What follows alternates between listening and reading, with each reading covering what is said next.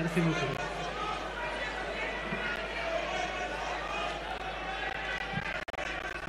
Monsieur le Président de l'Assemblée nationale,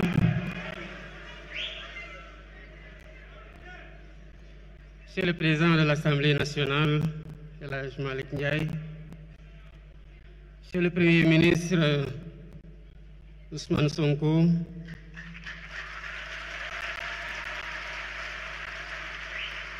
honorables députés, Monsieur le ministre d'État Alamine Loum, Mesdames, Messieurs les ministres, Madame, Messieurs les membres du corps diplomatique, chers partenaires techniques et financiers, distingués invités, en vos rangs, titres et qualités. Je voudrais commencer mon intervention par des félicitations. Des félicitations nourries à l'endroit de Monsieur le Premier ministre.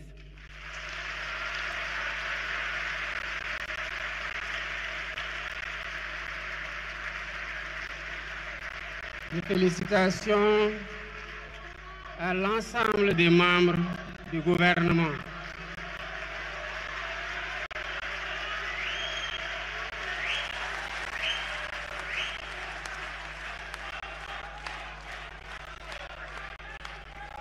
Mais des félicitations aussi à tous les collaborateurs de l'équipe gouvernementale et du président de la République qui ont contribué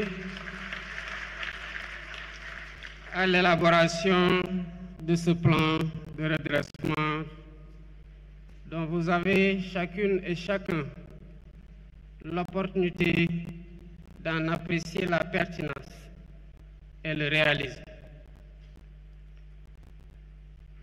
Voilà bientôt un peu plus de 15 mois que vous nous avez fait confiance. À notre arrivée, nous avons fait la situation de référence à travers un diagnostic honnête. D'abord, par un audit de l'Inspection générale des finances publiques, comme nous l'impose la loi 2012-22 portant Code de transparence dans les finances publiques. Nous avons par la suite remis cet audit pour certification à la Cour des comptes qui en a aggravé les résultats, comme pour témoigner de sa liberté d'action et de son indépendance. Nous ne nous sommes pas arrêtés à ça. Nous avons commandité un audit externe par un cabinet avec une signature internationale, à savoir le cabinet Forvis Mazars. Nous avons fait tout ça pour que les Sénégalais comprennent, comme nous aussi nous l'avions compris,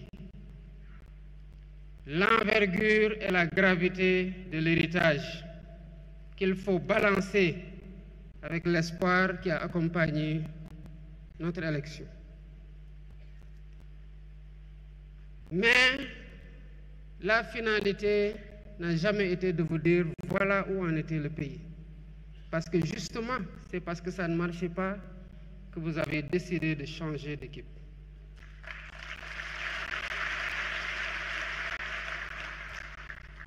Et nous nous sommes donc attelés à proposer des solutions. Cela a conduit, en un temps record, à la présentation de la vision Sénégal 2050, l'agenda national de transformation. Cela a conduit à la confection du master plan, à la sélection d'un portefeuille de 80 projets catalytiques.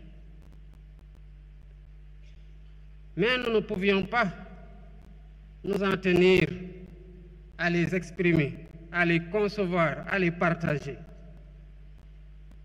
La cadence des réformes a été très bonne et cela rend compte de l'efficacité de l'action gouvernementale et de l'efficience dans la conduite de cette action par le Premier ministre. Pourquoi nous avons fait le choix de la vérité? Parce que nous savons que vous avez élu des hommes véridiques pour les avoir éprouvés.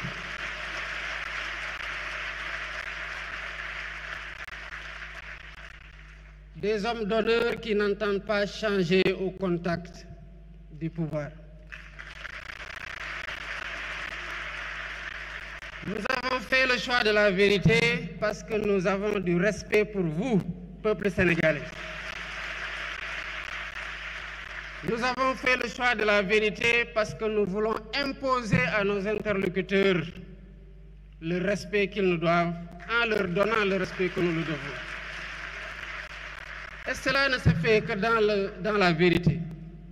Mais nous avons aussi fait le choix de la vérité pour corriger les anomalies et nous assurer que plus jamais cela ne puisse se reproduire.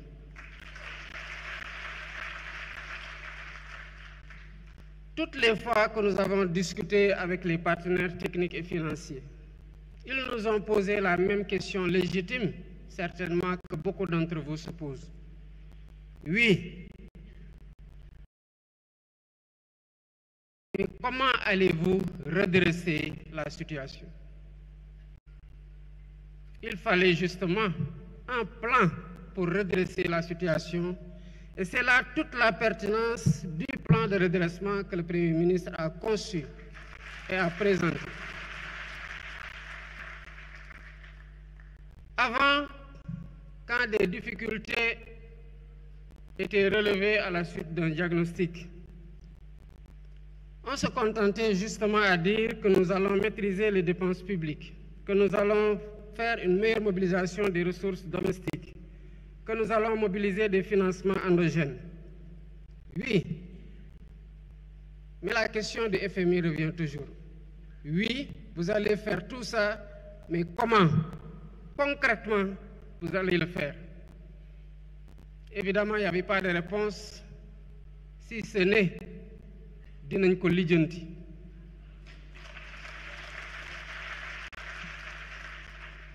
Lijjanti boobu moo waral la dette cachée.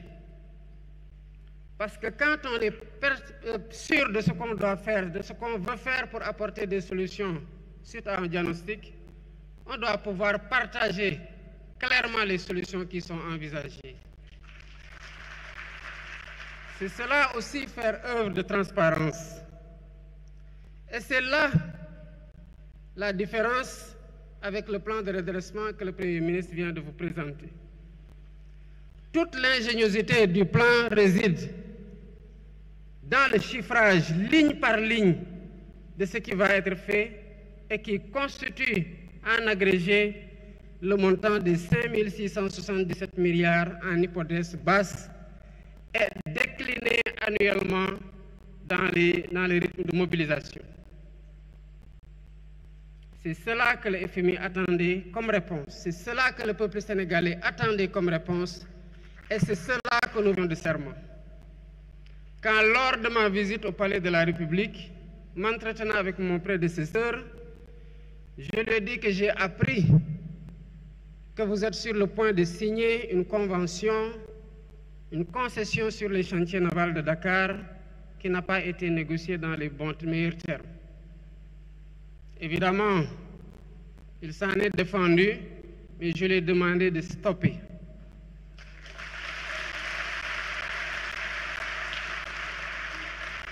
Et nous avons relancé un nouvel appel d'offres qui sera bientôt finalisé. Et vous verrez, comme vous l'avez vu dans les renégociations précédentes, quel a été le premier contrat et quel est désormais ce que nous avons signé.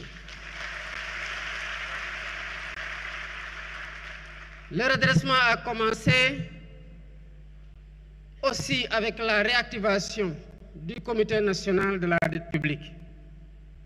Évidemment, tout le monde se pose la question de savoir, mais comment cela a-t-il pu arriver?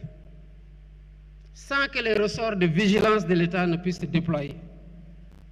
Évidemment, ils ont désactivé tout ce qui aurait pu donner l'alerte pour qu'on puisse freiner ou faire freiner des quatre fers. Aujourd'hui, quel que soit le marché qui est attendu, l'avis du Comité national de dette publique est systématiquement requis, ce qui permet au Trésor d'avoir une visibilité sur l'endettement. Mesdames, Messieurs, le redressement a commencé et se poursuit. Cette semaine, j'ai convoqué une session extraordinaire de l'Assemblée nationale pour le vote de 4 lois sur la transparence.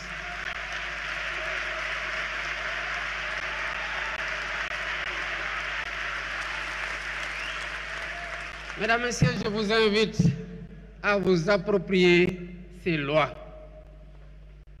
Ça fait une année que nous travaillons sur ces lois pour nous assurer d'avoir le meilleur dispositif de lutte contre la corruption et de promotion de la bonne gouvernance.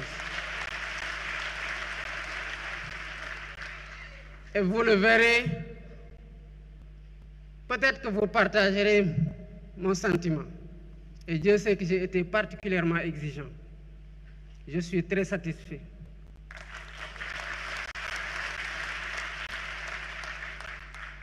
Ces lois contribueront à renforcer significativement le dispositif opérationnel de lutte contre la corruption et de promotion de la transparence et de la bonne gouvernance. Et ces lois constitueront un rempart sûr contre les prévarications de toutes sortes. Il appartiendra au peuple sénégalais d'en être la vigie pour l'application systématique des dispositions qui seront retenues. Comme vous le savez, la reddition des comptes aussi se poursuit. Vous avez vu, l'Assemblée nationale fait son travail, la justice fait son travail dans la sérénité. Et ce travail se poursuivra dans la sérénité. Pour ce qui concerne la taille de l'État, le redressement aussi a déjà commencé. Nous avons dissous le Haut Conseil des collectivités territoriales et le Conseil économique, social et environnemental. Qu'est-ce que nous avons fait par la suite des budgets de ces deux institutions? Nous avons recruté 2000 enseignants.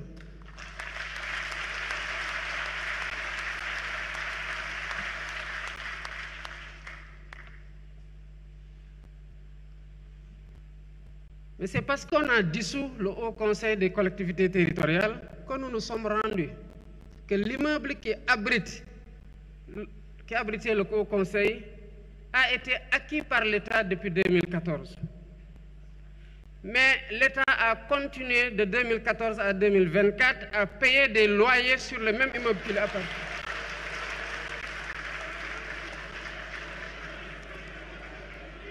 Et cela pour un coût cumulé d'au moins 3 milliards en 2024. Si nous n'avions pas dissous le Haut Conseil des collectivités territoriales, l'État allait continuer ad vitam aeternam à payer des loyers sur le même immeuble qui lui appartient depuis 2014. C'est ça le redressement.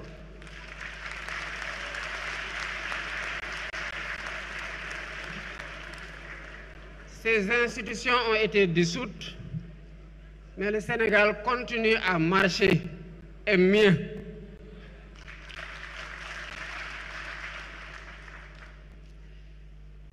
Nous sommes donc en train de faire ce qu'il nous revient de faire, un gouvernement responsable, soucieux des difficultés qu'endure le peuple sénégalais et ayant à cœur d'y apporter les solutions les plus immédiates. Mais ce que nous attendons du peuple sénégalais, c'est de comprendre que nous devons compter d'abord sur nous-mêmes pour nous sortir de ces difficultés.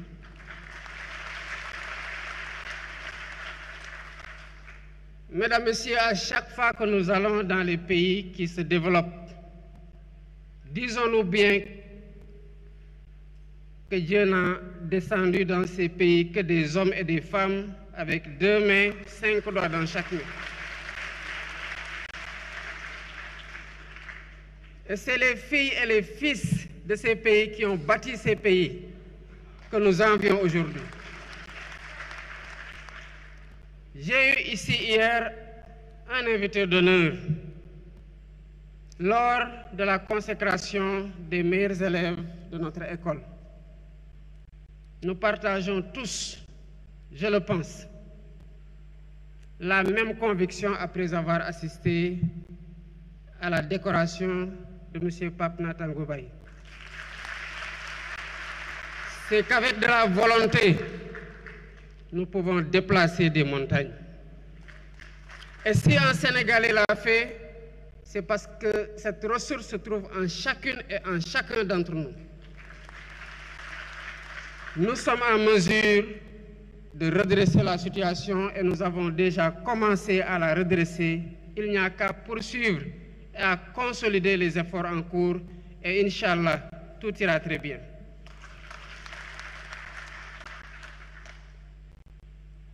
J'appelle le peuple sénégalais à se mettre derrière son gouvernement, à le soutenir et à soutenir le plan de redressement.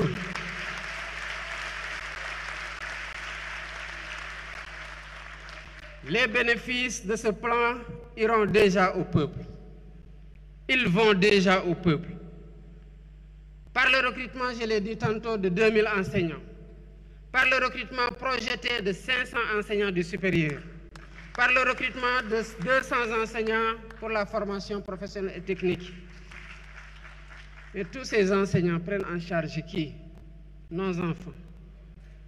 C'est ça le bénéfice du redressement, entre autres. Je passerai sur les autres impacts que le Premier ministre a brillamment exposés et conclure pour dire à l'ensemble du peuple sénégalais que ce que nous vous avons présenté et que nous envisageons de faire ne se fera pas sans vous. Il se fera pour vous. Il se fera avec vous.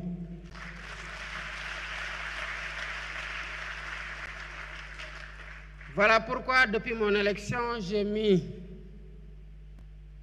en place une gouvernance de concertation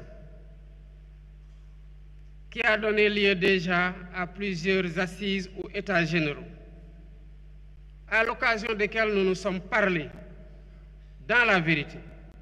Et nous avons ensemble conçu des solutions que nous avons considérées comme étant les meilleures et les plus adaptées à la situation. Il nous faut les dérouler dans la solidarité, dans l'effort permanent, dans le sérieux, avec la résilience qu'il faut. Et tout ira bien, Inch'Allah. Je vous remercie de votre attention.